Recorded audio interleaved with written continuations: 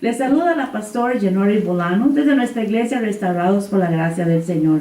Siempre hago aclaración, me refiero a la pastor porque no existe la palabra pastora gramaticalmente. De manera que estamos hoy recibiendo del Señor mensajes, dándole la palabra a aquellos que lo necesitan. Le damos la bienvenida a las personas que nos ven en la televisión, que nos ven en YouTube o en Facebook. Pero hoy estamos en tiempos tan difíciles y el Señor está hablando. Hay un remanente que escucha su voz y que habla. Habla una verdad sin miedo, una verdad sin ser con alteración, sino una verdad plena. El mensaje que te traigo para hoy es: ¿por qué me llamáis maestro bueno? Esta frase la dijo el Señor. Pero la palabra bueno representa una persona con acciones dignas de ser honradas. Especialmente si estamos hablando delante de nuestro Creador, delante de los hombres. Hoy muchos creen que se autojustifican con obras buenas. No son las obras buenas de los hombres que lo hacen ser bueno. Hoy estudiaremos cuáles son las cualidades que se requiere para ser bueno. El maestro en el antiguo tiempo era una profesión muy hermosa. En el tiempo de Jesús era una profesión bien difícil, porque se estaba hablando en diferentes idiomas y se hablaba de que una maestría es instrucción, enseñanza a otras personas. Los maestros de antes, y nosotros que crecimos en pueblos, me acuerdo que para ser maestro tenía que tener un testimonio, sin ser cristiano la persona. Tenía que tener la cualidad principal para ser un maestro, tenía que tener un récord limpio. Una persona que considerara con amor a otro, que tuviese el deseo de amar niños o adultos para enseñarle y que aprendiera bien lo que tenía que enseñar. Lamentablemente hoy estamos viviendo en un tiempo donde los maestros, no digo todos, pero se encuentra dentro de ese grupo de maestros hasta violadores dando clases. Maestros que hacen que los niños se violen entre ellos y lo graban. Que peleen entre ellos y lo graban. Que se burlen unos a otros. Estamos en el tiempo donde la moralidad ya vale nada y la inmoralidad está valiendo más para muchos. Maestros desde los salones de clases están enseñando la homosexualidad y están enseñando que todo está correcto. Enseñando la falta de respeto contra algún himno nacional y contra la nación donde tú vives. Eso no es ser maestro. Un maestro debe de ser una persona que sepa cómo enseñar con buenas palabras y buenas obras para que el otro ser humano sea encaminado en el bien. Estamos viviendo muy difícil este tiempo. Pero el Señor, cuando dijo esta palabra, era porque en aquel tiempo había maestros malos. Dice que había maestros malos de la ley. Los maestros que estaban repartiendo la ley de Moisés en aquel tiempo eran ladrones, eran engañadores, eran hurtadores de la fe.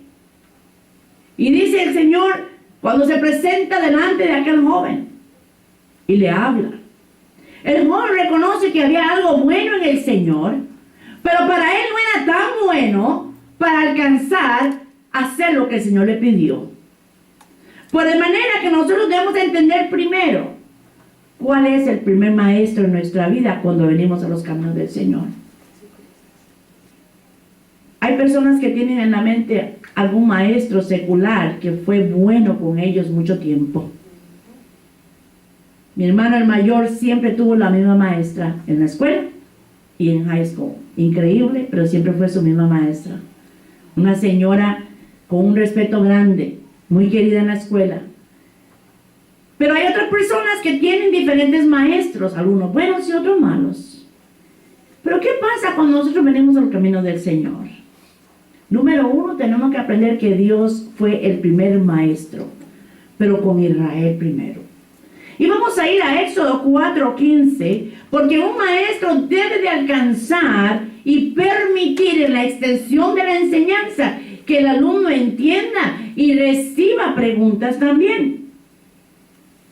Y dice que el Señor le habla al pueblo de Israel, le dice: tú hablarás a él y pondrás en su boca las palabras, y yo estaré con tu boca y con la suya, y os enseñaré lo que hayáis de hacer.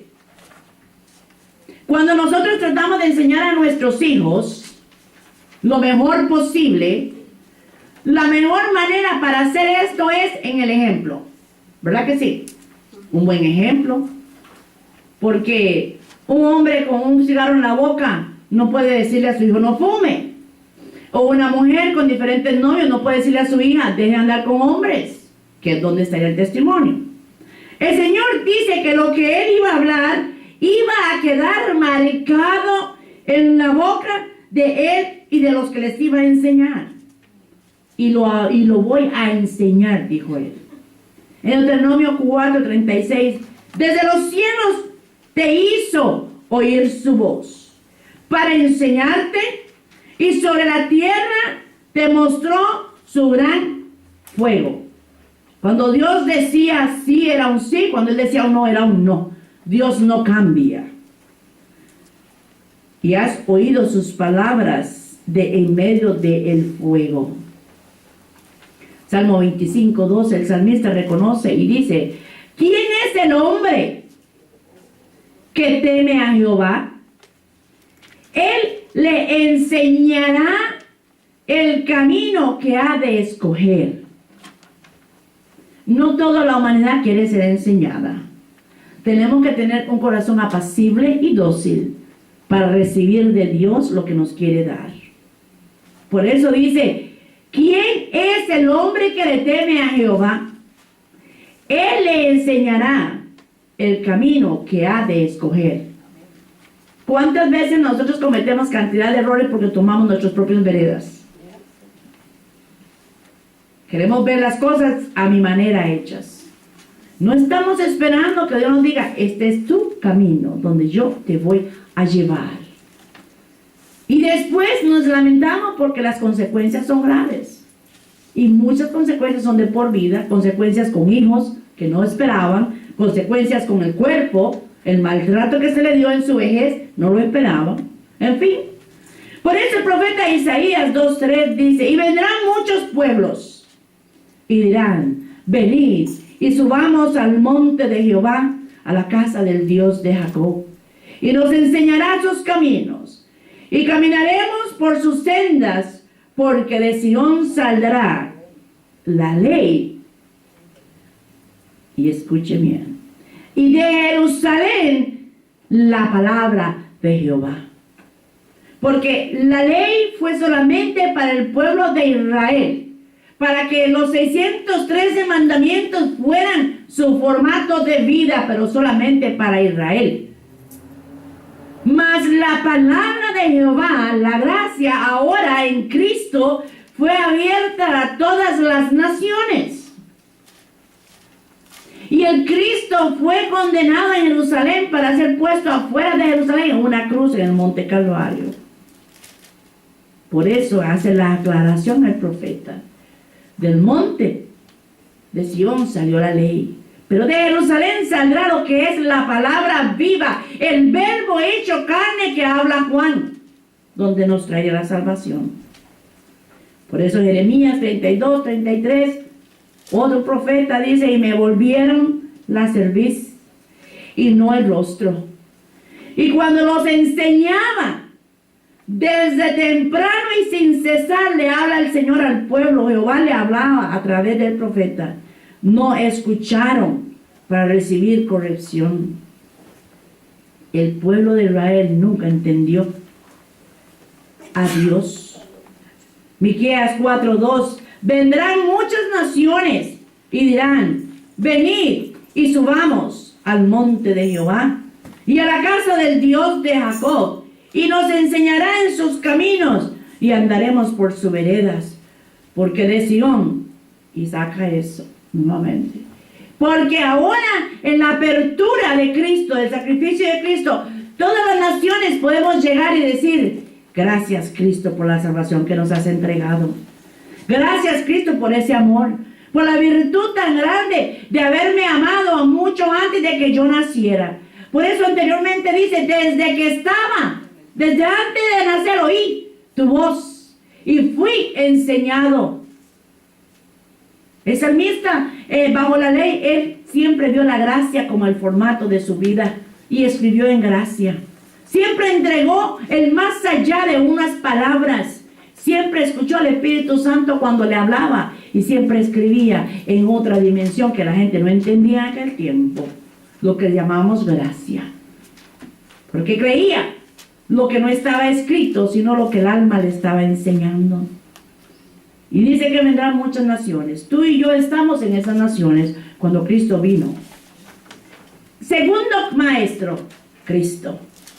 En Mateo 19, 16 al 29, está la escena donde el Señor responde lo siguiente, porque dice, entonces vino uno y le dijo, maestro bueno. Hay mucha gente que puede ser buena, ¿verdad que sí?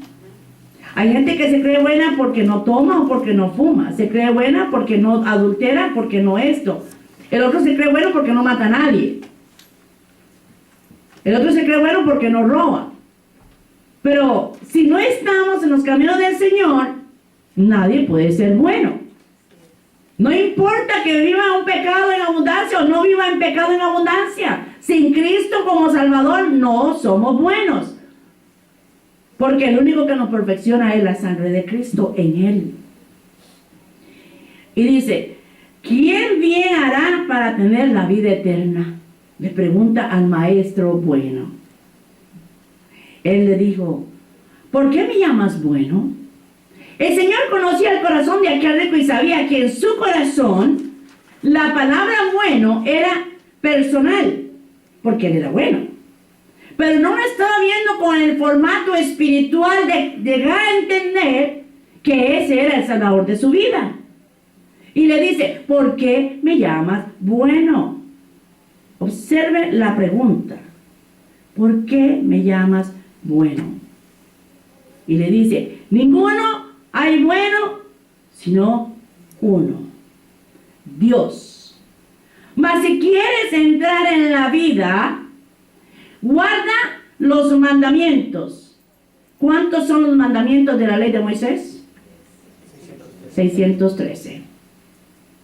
613 mandamientos y los 10 son la columna vertebral. Y él le responde, ¿cuáles? Y Jesús dijo, no matarás, no adulterarás, no hurtarás, no dirás falso testimonio, honra a tu padre y a tu madre, amarás a tu prójimo como a ti mismo. El joven le dijo, todo esto lo he guardado desde mi juventud. Él era bueno. Yo soy bueno porque todo lo he guardado desde mi juventud. Pero sabemos que dentro de los mandamientos, cuando uno los estudia, el paquete de mandamientos dice que hay que cuidar de los esclavos, que hay que dar esto y un montón de cosas referente a todo lo que es el formato de los mandamientos. Y él le pregunta cuáles.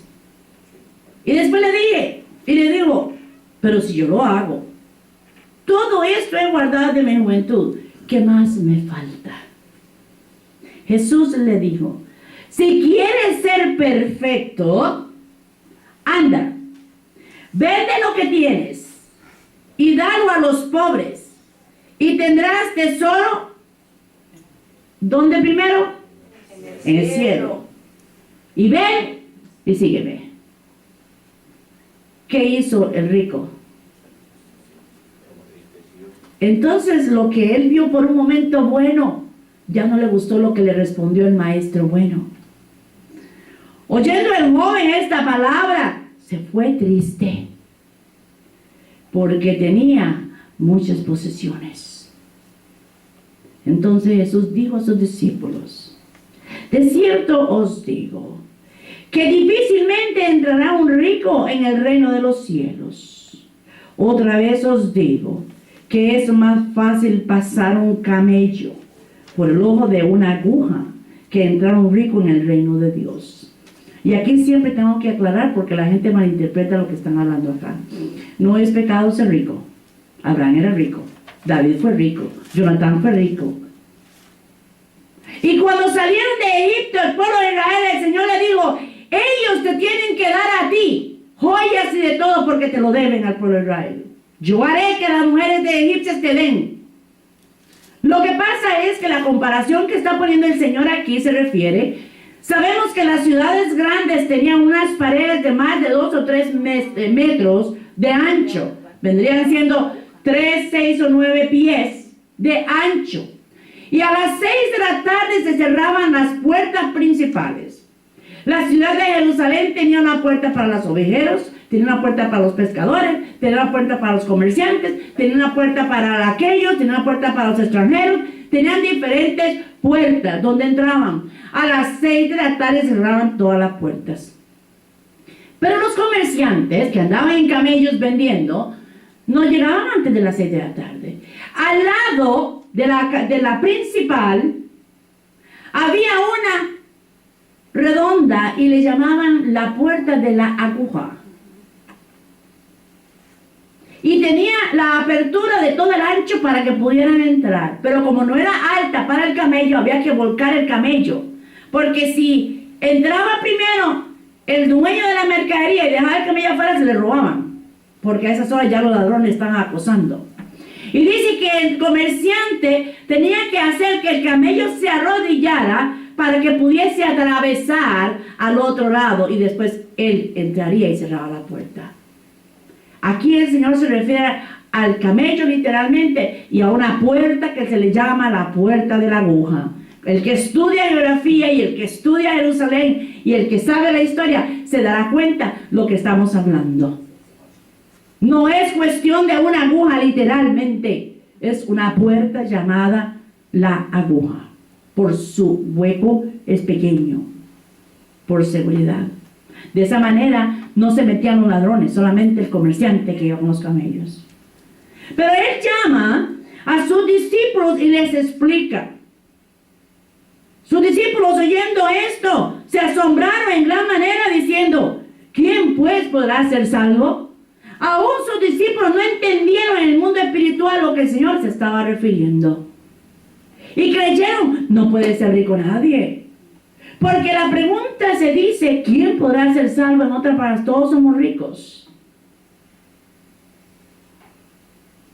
El hombre malinterpreta el mensaje cuando no sabe en la historia de las cosas. Y mandándole Jesús dijo, para los hombres esto es imposible. Observe, mas para Dios todo es posible. Porque hay pastores ladrones que dicen al hermano, tú no puedes ser rico, pero ellos sí son ricos, son millonarios, tienen las mejores mansiones y el pueblo muriéndose de hambre. Tienen los mejores carros, tienen minijet viajando y el pueblo se muere de hambre. Porque entonces predican una cosa para el pueblo y ellos sí pueden vivirlo. No, Señor. Si el Señor le place hacerte millonario, gloria a Dios. Y si tu corazón está a su manera y le sirve a la iglesia de Cristo, gloria a Dios.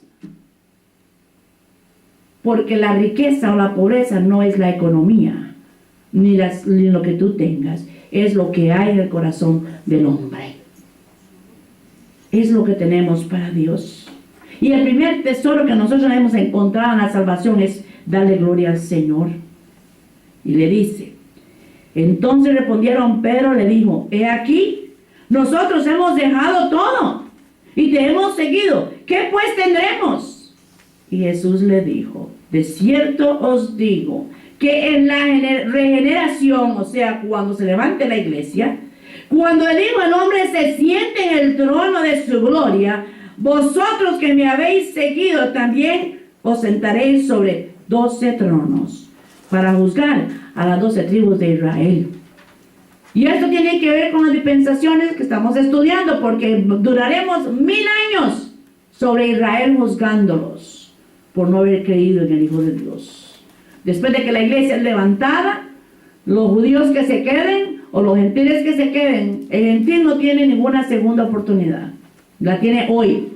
El judío tendrá que ser gobernada 1000 años por la iglesia antes de que sea Dios el que responda con ellos. No van a pertenecer al cuerpo de Cristo, no van a ser salvos por la sangre, no van a creer, no van a tener fe, no escucharán al Espíritu Santo.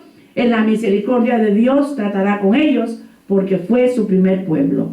Eso es Dios. Pero la iglesia en gracia, los que tenemos fe, es hoy. No importa si eres judío, griego, gentil, lo que sea. Hoy es el día de tu salvación. Hoy. Muchos dicen, bueno, nos quedaré, y si nos quedamos no me dejo marcar, hermano. Usted no piense así. Usted analícese y diga, Espíritu Santo, quiero tener el oído preparado si suena la trompeta, porque nos dice que sonará una trompeta. El Espíritu Santo llevará a la iglesia y Cristo espera en las nubes. Y cuando a los 7 años después venga Él con nosotros, su iglesia, es cuando Israel será juzgado por 1000 años, no la iglesia. La gente tiene que entender la palabra tal y como es. Y ahí mismo le está diciendo a los discípulos, los que me han creído, los que han dejado todo por mí, ellos juzgarán sobre las 12 tribus de Israel. Punto. Y cualquiera que haya dejado casas, hermanos, hermanas, padre o madre o mujer o hijos o tierras por mi nombre, recibirá 100 veces más. No estamos diciendo que hay que separar familia, porque hay sectas por ahí que no te permiten continuar. No, al contrario. Tú sigue dándole el amor a aquellos que no conocen al Señor más que nunca. Utiliza el perdón más que nunca. Lo que está diciendo es, tenemos que aprender a decirle no.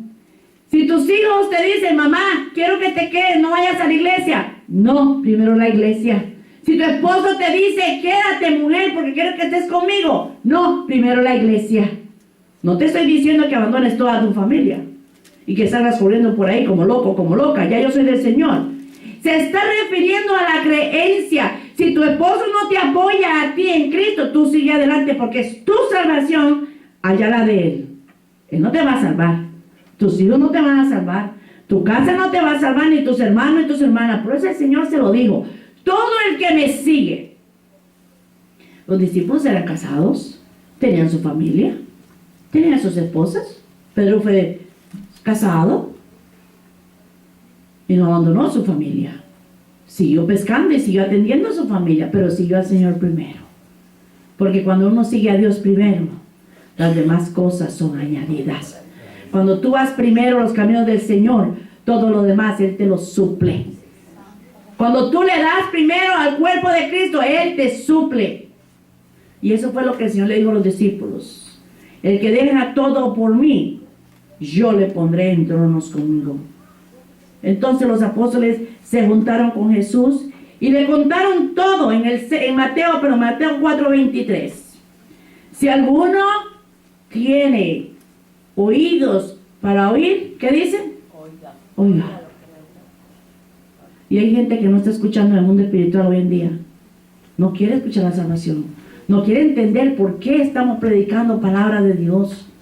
Se cree que porque todo está en orden, está bien, estamos bien. No. El Señor te puede quitar todo de un instante a otro, punto, y se acabó. Te puede quitar tu casa, tu carro, tus hijos, tu esposa, todo. Y lo único que te va a dejar es contigo, punto. Con tu alma.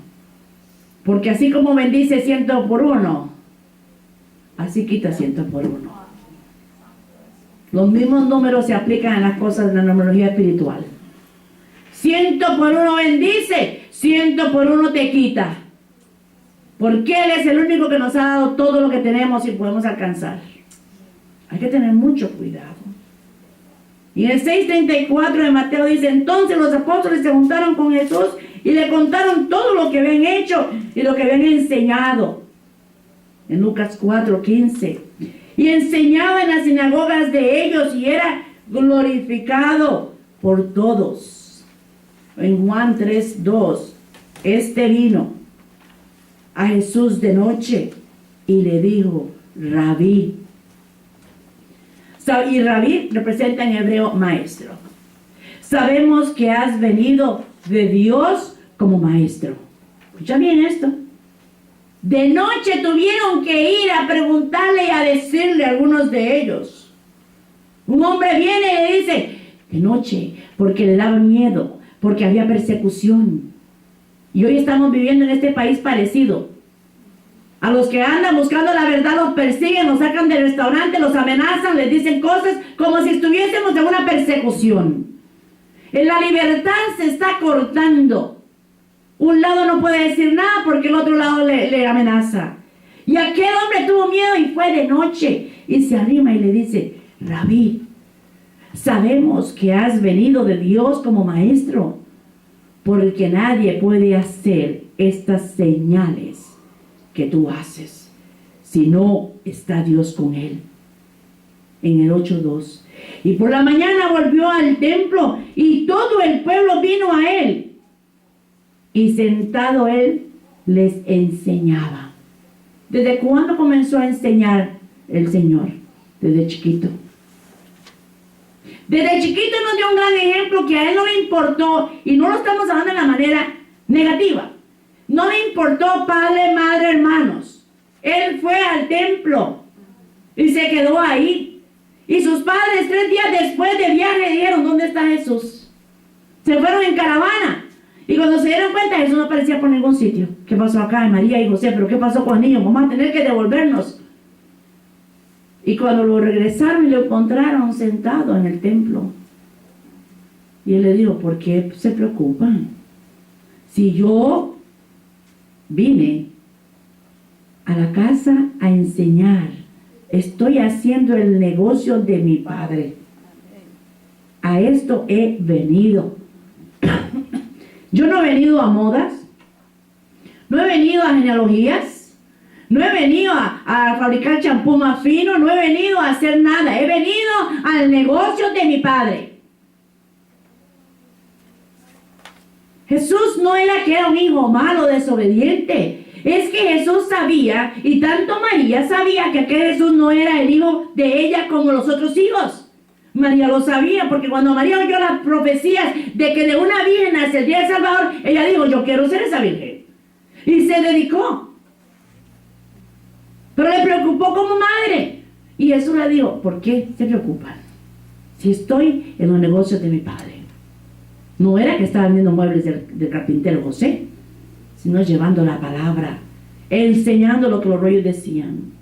Como él explicaba las leyes que el Padre le había dejado a Israel. Cuando en Mateo 13, del 36 al 37 dice: entonces, despedida la gente, entró Jesús en la casa, y acercándose a él sus discípulos le dijeron: explícanos la palabra de la cizaña del campo.